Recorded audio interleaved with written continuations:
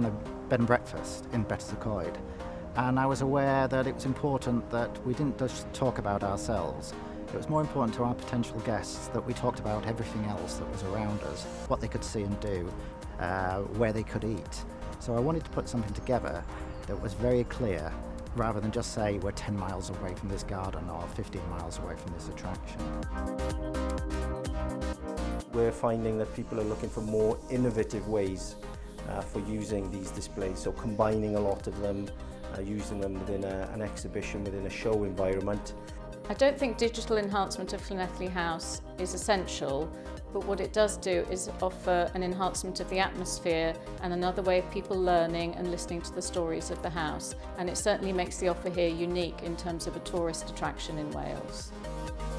The vision for the app was that we would create something which encouraged people to see the whole of Markham Country Park rather than just the little bits that they see now and again. So what we wanted to do through the app was create something really interactive, really good fun, which appealed to the range of audiences that go to Markham Country Park.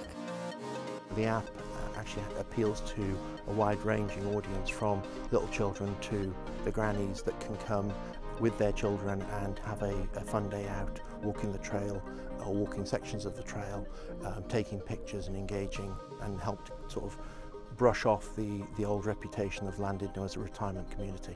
All the businesses that are currently involved in the app are definitely behind it, yes. And I can see long term, as the app gets more and more popular, many more businesses will come on board and they'll all reap the benefits of what the app has for everybody.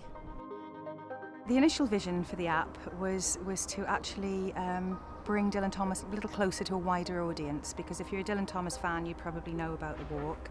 The walk itself is actually based on one of his most famous pieces of work, which is Poem in October. And we thought, well, this is an absolutely perfect example of how we could use digital to add to people's enjoyment and really extend people's sort of pleasure and interpretation of the walk.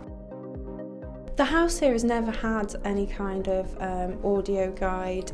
It's only ever had textual information.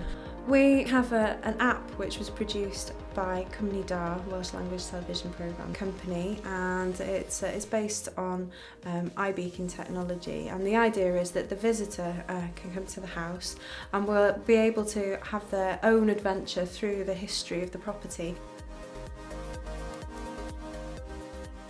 When we moved to Parc Scarlets 5 years ago, we felt that we wanted to be able to showcase and tell the story of the rich history of the club, one of the oldest in Europe. And that's when we decided to look at developing a stadium tour and look at seeing the story of the heritage of Scarlets Rugby. Castle Henley's traditionally relied on just a self-guided trail leaflet to give people who didn't go on tours information. We have now gone down the route of having new interpretation, part of which is digital. Times are changing and more people rely on their iPhones and their iPads, and people like to see the digital aspect of interpretation. We're in the digital age. Everyone wants something a little bit more advanced. So we've gone down this route to improve the customer experience, give them something a little bit extra that's a little bit fun but also educational. Most people have smartphones and they're looking at how they can use their smartphones with whatever they do. So we've introduced a smartphone app to be able to bring that, and it's also something that they can then use afterwards and sort of enhance the experience afterwards as well.